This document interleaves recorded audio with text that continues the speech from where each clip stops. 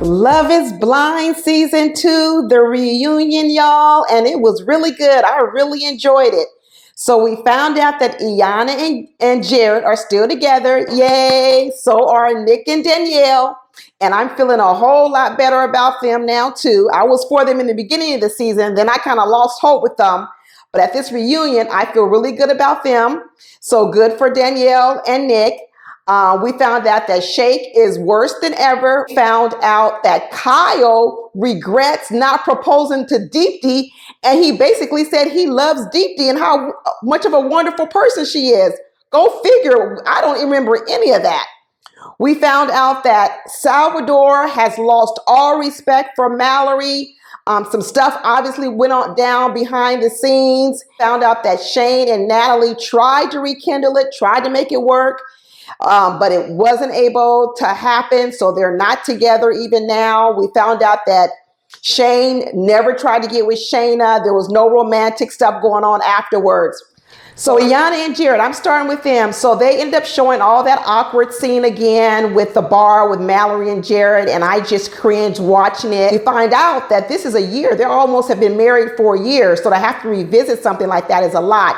And even Iyanna said it's kind of like almost sort of like re-traumatizing to her. Iyanna said, you know what, she really pretty much understood the whole thing about the second proposal. She didn't have a problem with that. She said the biggest problem she had was the sort of the bar scene. And what I also like is that Nick Lachey's wife, Vanessa, also chimed in and said, you know what, she's second choice. She was second choice because her husband, Nick Lachey, was married to a whole nother woman, which we know was Jessica Simpson. And that was the thing I was saying. Everybody was getting held up on this whole second choice thing with Iyanna, and I wasn't tripping off that. The only time I started to get a little bit upset was when Jared pulled that stunt at the bar with Mallory. But what we find out, in hearing the story more now, I find out that when Jared was doing that stuff with Mallory, you know what he was doing? He was gloating. At that point in time, Jared really was all in with Iyanna. And when he was saying that stuff with Mallory, I thought it was being kind of shady, him trying to straddle the fence. But what he really was saying was he was kind of gloating in Mallory's face.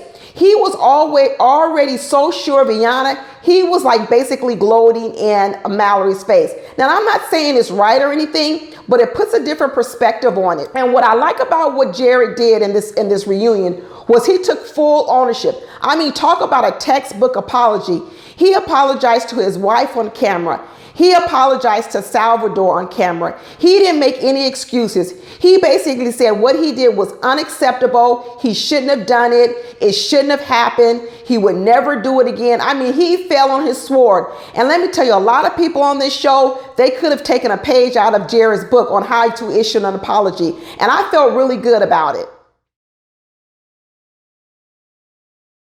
They even asked about, did Iyanna talk to Mallory? And what Iyanna said was, you know what, she did speak to Mallory because we never saw that on camera. And I always wondered that. And what she said was, you know what, she never had any ill will towards Mallory because what she said was Jared was her partner. And so he was the one that if she was feeling betrayed, it was because of him. She said at that point in time, she didn't have anything against Mallory. Now, is she trying to be friends with Mallory? I know she ain't. So in the end, I'm so glad that Iyanna had the ability to balance her emotions with her logic, and she was able to see this thing through. Because let me tell you something, those two look like they in love. He wouldn't stop touching her. He wouldn't stop hugging her. He wouldn't stop kissing her or loving on her. They talked about how their marriage is and now how they're trying to balance this whole extrovert versus introvert thing. She's going out more. He's staying in more. They talk about, you know, that's what they have to do to be in the marriage. And it's so true. And she says, we're pretty much going to have to do this our whole life because they really are just two different people. And that I love that about Iyanna. Iyanna is so balanced. And I'm really happy for these two, and I'm hoping they go on to have a long and happy marriage. Now, when it came to Salvador and Mallory, when Salvador got to talk, he did tell Jared that he felt that what they did was very disrespectful. What Jared and Mallory did at the bar scene was very disrespectful. And then Jared went ahead and he apologized directly to Salvador, and Salvador accepted his apology. Salvador had a lot of hurt in his heart, and you could tell that that hurt didn't end after the show, because he and Mallory ended up meeting afterwards to have coffee, but it didn't work out. And Salvador alluded to a lot of things. He didn't really want to get into it, but what he basically said, there was a lot of stuff that was going on, and he told Mallory to her face that he basically basically felt unheard. Mallory continued with her shiftiness. The same thing that I said in the season was what Mallory continued even after the season was over. Mallory had an excuse for everything. She had an excuse for the bar scene. She said, oh, it shouldn't have gone on that long. No, it shouldn't have happened, period. And unlike Jared, who took full accountability, Mallory came up with this whole, oh, my emotions were all over the place. She never took full accountability. And let me tell you, Salvador couldn't stand it. Every time Mallory opened her mouth, Salvador was rolling his eyes. He was sighing. He was blowing breath out of his lips to contain the words that he really wanted to say. He really was being a gentleman and trying to protect Mallory's reputation. But let me tell you, he doesn't respect Mallory. He doesn't respect her at all anymore. Nick and Danielle, I'm so happy these two worked it out. And what makes me feel really comfortable with it now is the fact that what Danielle said was after the cameras went away and all the stress of the cameras and the anxiety of saying I do went away, she settled down. Her anxiety settled down. And she said a lot of the arguments they were having sort of on camera, they weren't problems anymore. And it sounds like what Danielle is saying, her anxiety was at such a heightened state that, you know, we already know she has anxiety, period, but it was so heightened that it was creating problems and arguments in their relationship. And she said once that went away and they settled in, all those arguments went away. So I'm really happy to hear that. Is Danielle probably still a little crazy underneath? Absolutely. But it sounds like what she's saying is she was able to tamper it down and it was able to simmer down enough that they're actually having a good life. Shane and Natalie, wow, they talked about them a lot. And you know what? I think Shane has done a little growth. I think watching himself on camera, he's noticed a few things. He's definitely noticed how his emotions are really out of control. I think he still has a lot of work to do, but I think seeing himself play back on camera, I think he did a lot. He took a lot of responsibility for the things that he did. He talks about that his biggest regret was one of his biggest regrets when he was gaslighting Natalie in the pods. When he was really going after her throat, when he mistook her for Shayna, he apologized for that. He did admit there was a different connection with Shayna but his connection with Natalie was deep. Very much so much deeper. I think that the connection with Shayna was just a purely physical. And I think Shane really was in love with Natalie. In fact, I think he still is in love with Natalie. And I don't think that Shayna was ever even an afterthought. Natalie talked about how she felt a little bit betrayed watching back Shane and Shayna's connection, because she's saying that she didn't know all that was going on behind the scenes. She said that Shayna had basically told her that, you know, that she was not even interested in Shane anymore. So she said she felt a little lied to and betrayed by Shayna, and she felt lied to and betrayed by Shane as well. So she said that was a little bit tough for her to look back on. Shane said he regrets a lot of his reactions, and a lot of times he was really reactive. They talked about that big fight they had afterwards.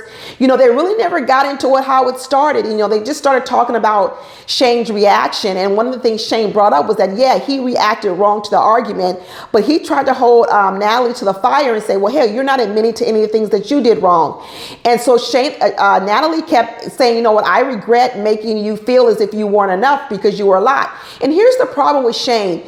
He actually believes that Natalie did something wrong because of the way he didn't feel. But he never says Natalie said something about him. She didn't say anything to put him down. And this is the problem with Shane. He himself feels he's not enough. So what he gets upset about is if you don't pump him up enough, if you don't validate him enough, he then is upset with you. But that's not because Natalie did something. He's actually mad at her because of something she didn't do, and that is pump him up enough. And that's going to be a problem in a lot of his relationships.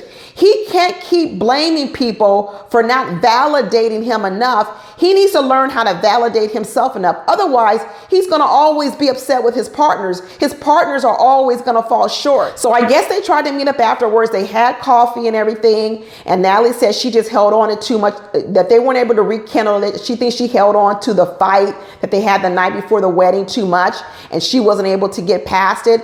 But she also talks about that, you know, it was for the best. The fight was for the best because it was a big wake-up call, and just seeing how big of a divide they have in their communication and not even how they hold their emotions. I mean, Natalie had to have realized that the life with Shane would be about constantly validating him, and that anytime she fell short, anytime she failed to do that, he would fly off the handle, he would feel a certain way, and then he would blame her for those feelings. And let me tell you, that's a tough life. The whole episode, Shayna keeps these little beady eyes where she looks like this. I don't know if she's trying to figure out if a person's is lying or she's like, I see you. I don't know. Her expressions are so weird to me, but they talked about Kyle too. They talked about how she basically tried to play Kyle. Kyle pretty much said, you know, you used me to gain leverage with Shane, you know, and you know, what I liked about Shayna, at least she owned her shit. At least she said, you know what? I should have never said yes to you. I should have never accepted the ring. I should have never done any of that stuff. And Kyle held her to the fire and said, well, why did you do it? And you know what he said? You did it to leverage me, to use me. And he feels like she just wasted his time. And she said, she didn't admit to that she used him, but we know she did. And but you know, I didn't like the part where she said, well, you know, I felt so much pressure because you gave me your grandmother's ring. Oh, that's bullshit, Shayna. You should have never said yes. But in the end, she did own that. But the bombshell came in the end where Kyle was like, his biggest regret had nothing to do with Shayna. His biggest regret was that he didn't propose to Deepti. He basically laid out and said he loved Deepti and he wished he would have explored that more, and he feels cheated by that because he wasted so much time with Shayna. And in the end, when he was saying that, you know, how much he loved Deepti and he wished he would explore that, Shay comes in with his little nasty comment talking about, I co-sign on that 100%. And Shay comes in talking about, I would love that. And I think that's a wonderful thing and all this other kind of stuff. Shut up, Shake. You're not her father. You're not giving her away in marriage. He's talking about he would be happy to facilitate that. We don't need you to do anything. Go home. We can't stand you. So we find out that no one can stand Shake. No one likes him. Shane doesn't like him. Nick doesn't like him. No one likes him. Jared doesn't like him. Obviously, Salvador doesn't like him. No one likes Shake. And even Nick talked about, that's why I unfollow you, because you're so unbearable. Let me tell you something. We thought that we saw the worst of Shake, but from this show, we found out that there was a lot that we didn't even see, that he was even more horrible in real life. He came on the show talking about he didn't want a bad edit on this reunion. But let me tell you, at every moment, he had to jump in and get the attention. So many times he interrupted Nick Lachey and Vanessa Lachey to kind of take over the show, talking about, well, love is not blind, but I want it to be blurry. You know, maybe I can be a little blind. You know what? They basically were telling him, you were on the wrong show. All of this stuff focusing on looks, you were on the wrong show. Why did you even come on the show? He's such an awful person. And then we find out that both Shane and Jared had warned Deepti to not to marry Shake. And I was happy to hear that. They said they both went to Deepti and said, do not marry him. This guy is saying some really, really horrible things about you behind the scene, and you should not marry him. So she already heads up. So Deepti ended up playing Shake in the end anyway, because she already knew the skinny on him. And it's obvious that she had no plans on marrying him at all. So Shake was like, this show isn't about finding a wife. It was about finding love. And then Nick chimes in and said, yeah, as long as you can put her on your shoulders, you know, basically alluding to all the little physical characteristics, things that Shake made. And then Shake starts talking about that the only person he's attracted to is Vanessa, Nick Lachey's wife. That was so out of line and distasteful. I really can't stand it. He is such a narcissist. And Iyanna told him, you're a narcissist and you need to go to a psychologist and develop some coping skills to deal with your narcissistic traits. I heard that, Iyanna. Shake was not only commenting on his own bullshit between him and Deepti, he was chiming in about Shayna and Kyle, talking about the only reason they continue was they just wanted to be on the show. It wasn't about any real connection. I mean, every time someone else spoke, he acted like he was the host of the show. I can't stand him. And then he started talking about how, well, attraction is an animalistic quality. And Nick Lachey was like, well, we're not animals, we're humans. And he's like, well, I just want to say what everybody's thinking at home. No, everybody's not thinking like this. And this is what narcissists think. Narcissists think that they're right and everybody thinks like them and everybody's brain works like them. And they don't. He doesn't realize how terrible of a person he is. I feel really sorry for him. He's a horrible person. And it's so crazy because he so-called wanted this good edit, but he came on here giving people even more information, more fodder to roast him in all these videos and everything. He made himself look worse. He should have just kept his mouth shut. But Deepti had her say. Deepti said, you know what? I have no problem that you weren't attracted to me, but there's no reason why you have to try to degrade me, demean me. And you did that in front of my parents, my mother and my father. I had never, even introduced a man to my parents. And for you to use this moment to demean and degrade me was disgusting. and vile. It was so true, Deepti, all of what you said. I was so glad that she stood up and she got to basically confront him in person. And through the whole show, all that Shake kept doing was defending himself and saying, this is what everyone thinks. And then at the end of the show, he said, oh, well, obviously this show wasn't for me. No shit, Sherlock, it wasn't for you. In fact, I don't know what woman really is for you, because even if you find a woman that's, 5'3", blonde and skinny and weighs 115 pounds, I don't know why she would even want to be with Shake. Who would want to be with Shake? He's such a horrible person who has such a horrible soul. And Deepti, on the other hand, has such a beautiful soul. And everyone talked about how Deepti is such a wonderful person.